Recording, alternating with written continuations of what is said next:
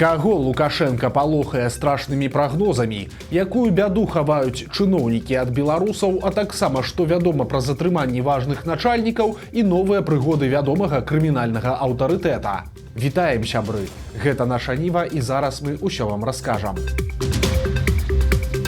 Лукашенко палохае сваіх гасцей.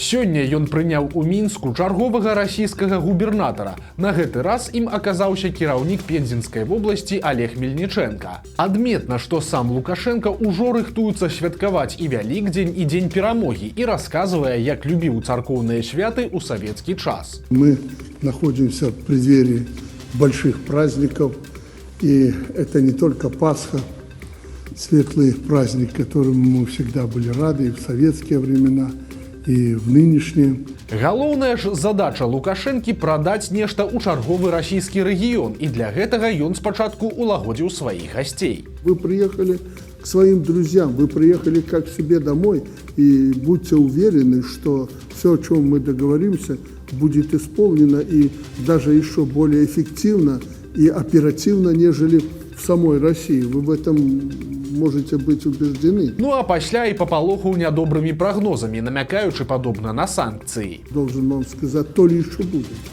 Все не так просто и не так благодушно, как, может, кому-то казалось это.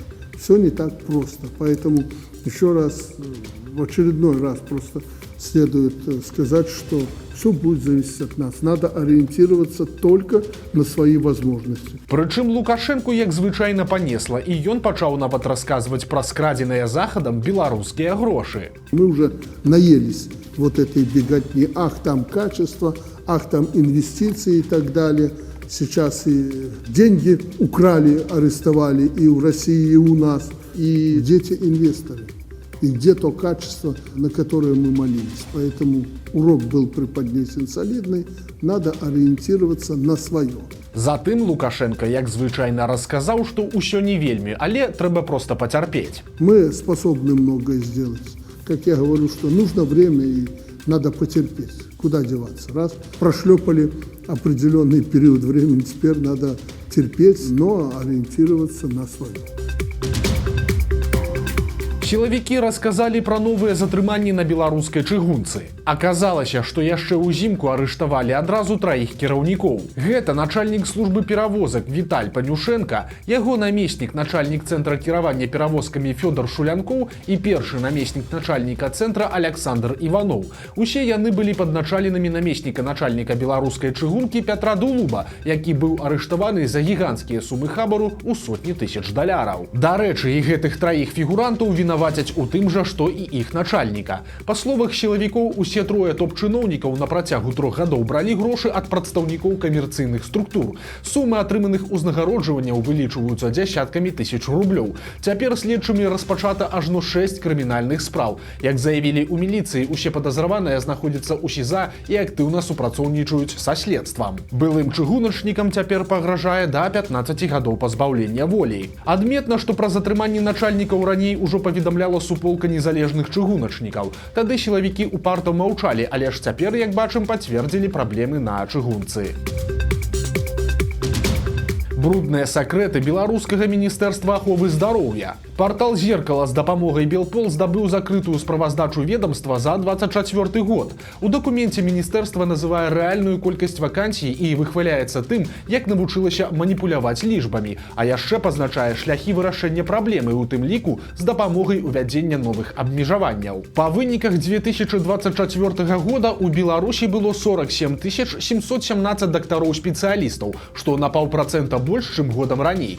Сярэдніх медыцынскіх работнікаў паменела амаль на процент. Іх 111 153 чалавекі. З агульнай колькасці медработнікаў трохі больш за 7% складаюць маладыя спецыялісты. Гэтыя лічбы Мінздароўя не хавала і раней, але факты, якія чыноўнікі вырашылі не агучваць, гэта колькасць медработнікаў-пенсіянераў. Дактароў пенсійнага ўзросту ў Беларусі ажно 18%, сярэдніх медыцынскіх работнікаў 14,5%. Прычым аўтары дакумента прызнаюць бяду з кадрамі. Цытата: «Кадровое забеспячэнне з'яўляецца з'яўляецца адной з болевых кропак і патрабуе пастаяннага маніторынгу і прыняцця як аператыўных мер, так і мер накіраваных на доўгатэрміновую перспектыву. Канец цытаты. У справаздачы таксама можна ацаніць і ўзровень праблем.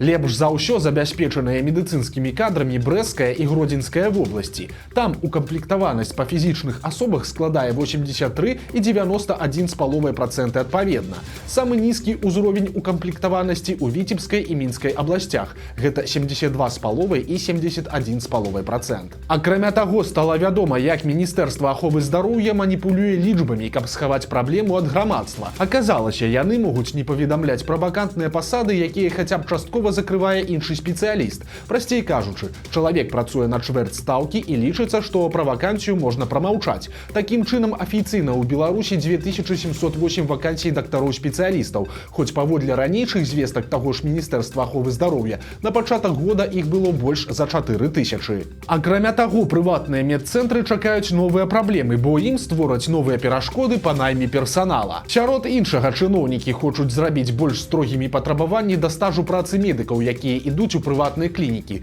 Цяпер яны будуць абавязаныя мець 7 гадоў працы ў дзяржаўнай арганізацыі. Такі законапраект будуць прасоўваць увосені. У галоўным універсітэце Беларусі выступіў расійскі гандляр смерцю. У БДУ нечакана прывезлі сумнавядомага Віктара Бута, якога называюць адным з самых вядомых гандляроў зброі ў свеце. У 2008 годзе Бута затрымалі ў Таіландзе і ў 2010 выдалі ў ЗША. Там яго асудзілі на 25 гадоў турмы, бо прызналі вінаватым у змове з мэтай забойства амерыканцаў і афіцыйных асоб ЗША, дастаўцы зенітных ракет і дапамозе тэрарыстычнай арганізацыі. Сам жа Бут сцвярджаў, што ён быў проста прадпрымальнікам законным міжнародным транспартным бізнесам, памылкова абвінавачаным у спробах узброіць паўднёва-амерыканскіх паўстанцаў. Але ж у снежні 22 года звычайнага прадпрымальніка Віктара Бута абмянялі на амерыканскую баскетбалістку Брытні Грайнер, і цяпер збройны барон прадстаўляецца як расійскі грамадскі дзеяч, прадпрымальнік і дэпутат заканадаўчага сходу Ульянаўскай вобласці. У беларускім універсітэце Бут выступіў перад выкладчыкамі і студэнтамі з лекцыяй на тэму геапалітычныя выклікі і наша агульная гістарычная праўда. Прасцей кажучы, расказваў пра праўладны патрыятызм і праўладны падыход да гісторыі. У справаздачы пра сустрэчу на сайце БДУ Бута назвалі ганаровым госцем універсітэта, а прадстаўляў яго асабіста рэктар БДУ Андрэй Кароль. Кавуны ад Лукашэнкі і чарговы спектакль яго прыхільнікаў. Цяпер сапраўднае шоу зладзілі гомельскія чыноўнікі. Афіцыйна паведамлялася, што 9класніца Карына Мурашка з Гомельскага района напісала ліст Лукашэнку, у якім папрасіла насенне кавуна з прэзідэнцкай бахчы, і Аляксандр Лукашенка на просьбу адгукнуўся. Старшыня аблвыканкама Іван Крупко нават асабіста перадаў дзяўчынцы насенне ад бацькі, але пачалося шоу яшчэ напярэдадні. Спачатку паказалі прэс-сакратарку Лукашэнкі Наталью Эйсмонт, якая уручае насенне Крупко. Затым школьніцу Карыну, якая так расшулілася ад гэтай навіны, што са слязамі на вачах глядзела відэа перадачы насення. Пастаноўка працягнулася ў аблвыканкаме, куды паклікалі дзяўчынку і яе сям'ю. Прыводзяцца нават словы бацькі школьніцы Дмітрыя Мурашкі, цытата. Ліст прэзідэнту Карына напісала сама ў сярэдзіне лютага, бо вельмі хацела павіншаваць яго з перамогай на выбарах. Нас толькі папрасіла дапамагчы знайсці адрас. Адказ прыйшоў вельмі хутка. Вы бачылі эмоцыі дачкі. Канец цытаты. А вось нібыта цытата самой дзяўчынкі. Я шчаслівая. Нават ногі дрыжаць і праступаюць слёзы радасці. Але ж, як звычайна, у гэтай народнай любові ёсць адзін нюанс, бо выданне «Флагшток» высветліла, што бацька дзяўчынкі гэта былы сілавік, заўзяты адэпт Лукашэнкі і кіраўнік абласной арганізацыі беларускага прафсаюза работнікаў будаўніцтва і прамбудматэрыялаў, а таксама першы сакратар абласного камітэта праўладных беларускіх камуністаў. Дарэчы, справаздача чыноўнікаў пра гэты спектакль з насеннем ад Лукашэнкі мае і яшчэ адзін трагікамічны момант, бо падобна, што гэта партрэт ідэальнага беларуса вачыма чыноўнікаў. Ацаніце, цытата. Дзяўчынка і яе бацькі удзельнічаюць у патрыятычных акцыях, дзяржаўных святах, а па вечарах глядзяць тэлевізар. Сумныя прыгоды беларускага вора ў законе з мянушкай Паштэт. Ён выйшаў на волю зусім нядаўна увосені 24 года і цяпер зноў трапіў у крымінальную гісторыю. Сапраўднае імя гэтага Паштэта Павел Алексеевич. Яму ўсяго толькі 43 гады, але судзілі мужчыну ажно 6 разоў і агулам ён правёў у турмах 20 гадоў, то бок амаль палову свайго жыцця. Апошні раз Паштэт сядзеў за збіццё чалавека і гэта кваліфікавалі як хуліганства і далі крымінальніку ўсяго 3 гады. Але ж зараз наш герой вернецца ў турму на больш працяглы тэрмін, бо Паштэт уляпаўся ў сур'ёзнае махлярства. Ён сам звязаўся з прадстаўнікамі ашуканскага украінскага кол-цэнтра і, карыстаючыся статусам крымінальнага аўтарытэта, прапанаваў супрацоўніцтва. Тыя пагадзіліся, і ў выніку пажылых грамадзян Беларусі падманвалі ад імя міліцыі і прадстаўнікоў аператараў сотавай сувязі. Дакладна вядома пра мінімум 57 эпізодаў на суму ў 370 000 рублёў. Роля Паштэта і яго падзельніка была ў тым, што яны збіралі грошы ў ахвяр махляроў і пераводзілі іх у крыптавалюту, а пасля перадавалі заказчыкам на электронных носьбітах пры асабістых сустрэчах у Мінску. За свае паслугі Паштэт і яго напарнік бралі 27% ад сумы. Гэтая кар'ера працягвалася прыкладна паўгода. Цяпер жа Паштэта затрымаў АМАП, яго чакае СІЗА, суд і новы тэрмін у калоніі. Але ж беларускія сілавікі па-ранейшаму затрымліваюць і саджаюць не толькі крымінальнікаў, а і звычайных беларусаў. Цяпер стала вядома пра затрыманне былога рэдактара выдання «Бабруйскі кур'ер» Анатоля Снаценкі. Яго выданне было заблакаванае ўладамі і прызнанае экстрэміскім яшчэ ў 22 годзе. Тады ж Снаценку двойчы судзілі за распаўсюд экстрэміскіх матэрыялаў. Ён правёў у ізалятары 30 сутак. Цяпер жа чарговы такі ж суд і падобна, што зноў за нейкі рэпост. У выніку Анатолію Снаценку далі 15 сутак арышту. Стала вядома, як лукашэнкаўцы апрацоўваюць вайскоўцаў. Брэсцкія дэсантнікі з вядомай 38-й брыгады выпадкова апублікавалі план ідэалагічнай работы на тыдзень. Дакумент хутка выдалілі, але мы паспелі яго вывучыць і вось што там адметнага. Кожную раніцу больш за гадзіну ідзе выхаваўчая праца. Спачатку з 8:20 да 9:00 салдаты глядзяць прапагандысцкія фільмы. Далей цягам 40 хвілін ідзе бягучае інфармаванне і прагляд праграмы «Арсенал». Пасля пастраення, а з 12 гадзіны дня новае кіно. Тут 2 гадзіны даецца на прагляд патрыятычных фільмаў і сустрэчы з бацькамі. Чарговая ідэалагічная ін'екцыя адбываецца ўвечары. З 20:30 і да 21 гадзіны салдаты абавязкова глядзяць навіны па БТ. Акрамя гэтага, ідэалагічная апрацоўка праводзіцца і цягам усяго тыдня. Напрыклад, у панядзелак 7 красавіка ў 38-й брыгадзе пройдуць ідэалагічныя мерапрыемствы для ўсіх. Пакуль афіцэры і прапаршчыкі будуць слухаць лекцыю пра дысцыпліну, салдаты будуць слухаць пра генацыд беларускага народа. Гадзіну закладаюць на саму лекцыю і яшчэ гадзіну на яе абмеркаванне.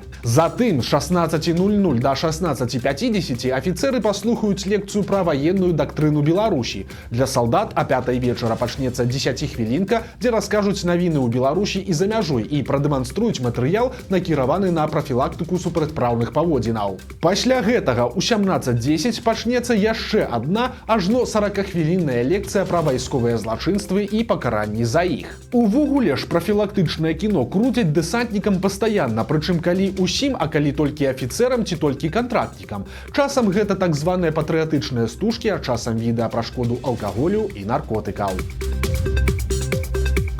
Яшчэ 2 беларусаў загінулі ў агні. На гэты раз пажар адбыўся ў Пастаўскім раёне. Устаноўлена, што ў доме пражывалі 89-гадовая жанчына і яе 57-гадовы сын. Суседзі загінулых растлумачылі, што мужчына курыў у памяшканні. Гэта пацвердзілася і падчас агляду. Ачаг узгарання знойдзены менавіта ў пакоі дарослага сына. Новая прыдумка махляроў. Цяпер шмат каму прыходзіць паведамленне ў тэлеграме, дзе просяць прагаласаваць у дзіцячым конкурсе. Ні ў якім выпадку не вядзіцеся і нічога не націскайце. Нават калі такое паведамленне прыйшло ад знаёмых, то значыць, што іх проста ўзламалі. Бо калі перайсці па гіперспасылцы, то ваш профіль у месенджера як мінімум могуць скрасці, і пасля такая рассылка пачнецца ўжо ад вашага імя. У іншым выпадку падобная спасылка можа апынуцца фішынгавай і дазволіць зламыснікам завалодаць вашымі данымі, так што будьце пільныя самі і папярэдзьце сваіх сваякоў. Вось такія навіны аўторка. Подписывайтеся на канал, ставьте лайки альбо дызлайки и выказывайте заўвагі ў каментарах. И, конечно, читайте нашу Ниву, глядите нашу Ниву и любите Беларусь. До сустрэчы завтра.